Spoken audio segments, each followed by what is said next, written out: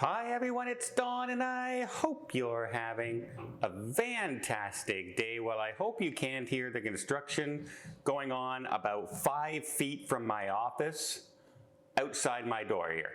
I'm just hoping you can hear it, but I gotta live with this now because it's 7 o'clock in the morning and there's already pounding and sawing, etc., etc. But I did want to tell you the story today about my upcoming cruises that I leave for this Friday. And yeah, I'm doing a really weird itinerary in a way, and I'm traveling so much that I probably would not recommend anybody else doing it the way I'm doing it.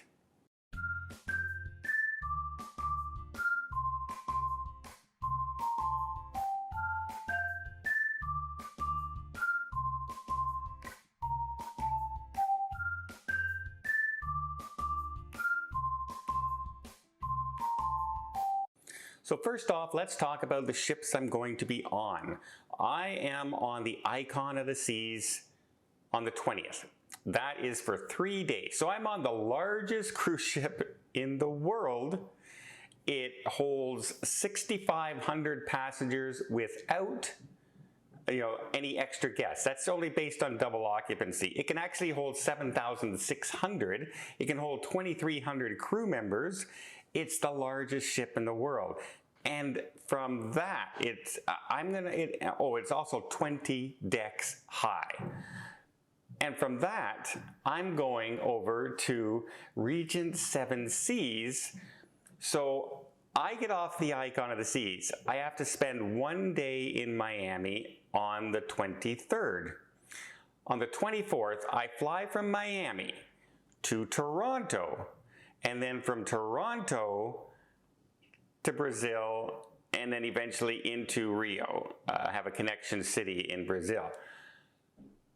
And I had to do it that way because I'm flying Air Canada, and that's the only way I could use my air miles that I wanted to do, because Air Canada, you have to land and have one of your flights have to go to Canada. So that's what I have to do. So I'm actually flying like 8 hours in the air to get back to Miami to start my trip to Rio. It's kind of really nuts and really crazy, but the ship I'm going on down there is Regent Seven Seas Voyager, and it is the second smallest ship in their fleet. It only has 706 passengers if you fill the ship at double capacity, at two-person room. It only has 440 crew members. It's much, much smaller than so I'm going to get a glimpse of what it's like to be on the largest ship in the world, and then one of Regent Seven Seas' smallest ships in the world. And one is built for everybody, and it's trying to please everybody. It's got the suite areas, it's got the kid areas, it's got the teen areas, it's got the young people, the older people. It's got a wide variety of entertainment. It's trying to be something to everybody. And then I'm going on Regent Seven Seas, and they're more of the, I want to be pampered. I want to be treated like I am very, very special no matter what cabin I'm in. I want to be pampered, right? They're not known for big Broadway shows. They don't have water slides on board. It's one of those cruise lines that are set there that will take you to those destinations you want to get to, the smaller cruise ports, and feed you magnificent food and treat you like you're the king of the world. And so that's going to be a completely different experience back to back. And then I'm going to leave that, and I'm going to go to a premium cruise line. So I actually get off the ship on the 2nd of February. I fly to Canada for the 3rd of February, and then on the 5th of February, I fly to Barcelona to get on the ship, the Sun Princess, for her inaugural sailing. And it's, again, the largest ship they've ever built. In fact, it has 21 decks. That's right, 1 deck more than the icon of the seas. So, but the icon is much like it. This one will only hold 4,200 passengers, but by far, it's the largest ship the Princess Cruise Line has ever built. It's 20% larger than the next largest ship, the Discovery Princess. And one thing they decided to do was only add 10% more capacity, which is a pretty good ratio. That means they're giving you 10% more space on the ship as well. So that sounds like it could be a good thing. But again, it's their premium brand. So this now will be the Icon, which is the everybody cruise line. Then Region 7 Seas, the small ship, you know, treating you special, that kind of cruise line. And then the premium cruise line is right in the middle of those two. That's where you would put like Celebrity, Holland America, and you would put maybe Virgin would work into there, and of course Princess Cruise Lines. So I'm getting 3 different tier of cruise ships all in one trip. And I'm just hoping that all that flying and all that, you know, rigmarole it's going to take to do this doesn't get mixed up with one day of bad weather and, you know, something along those lines, because it will just totally ruin everything. But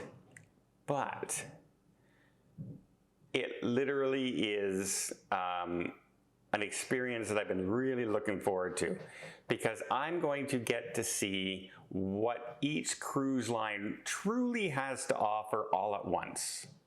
Now, the only thing I will say for sure is the Icon of the Seas will be a glancing blow, if you will, because I'm only on her for 3 days. It's an inaugural sailing. I don't know how many people they're putting on the ship for that inaugural 3-day sailing. It's an invite only.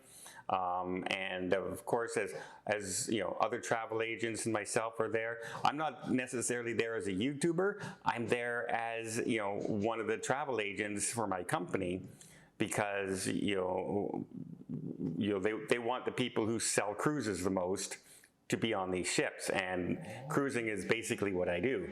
And I think the YouTube thing is a big bonus to them to get the word out to everybody. They've already had a media day. I believe Matt from Royal Caribbean Blog was already on the Icon for a day, able to see the ship. But I'm the actual first person, I hope, to be able to get on these ships and actually sail out the perfect day at Coco Cay. And so that'll be good. But it's only 3 days, so it's not going to be as in-depth as it can be for the other ships. I'm on Region 7 Seas for 7 days, and that's only a small ship, so much less to cover. And then I'm on the Sun Princess, which is going to have a lot to cover, but I'm on her for 10 days with my friend Tony. So I'm looking forward to this trip really, really a lot. But traveling that distance, Canada to Miami, Miami to Canada to Rio, Buenos Aires back to Canada, Canada to Barcelona, all within a tight time frame, so much can go wrong. So much can go wrong with my flights and my bookings, etc. I'm a little concerned. Like, for instance, this week here in Ottawa, we've had 4 snowstorms in 7 days that the snowplow guys had to come. And we went from having no snow over the holidays to now having snowbanks you have a hard time seeing out to get outside and enter the road. That's how much snow we've had in 4 days. In those four snowstorms in 7 days. So a lot can go wrong on my trip. So maybe, wish me luck, but I'm going to bring you 3 different cruise experiences all at once within a 30-day time period. And I didn't plan it that way, it just happened.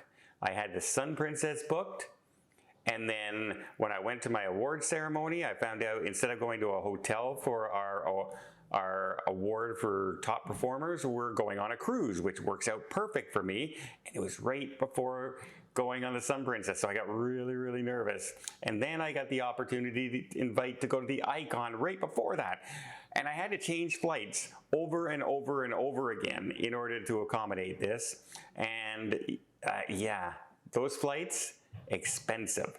Because one trip, the trip from Miami back to Rio, I'll be in the air a total of 17 hours.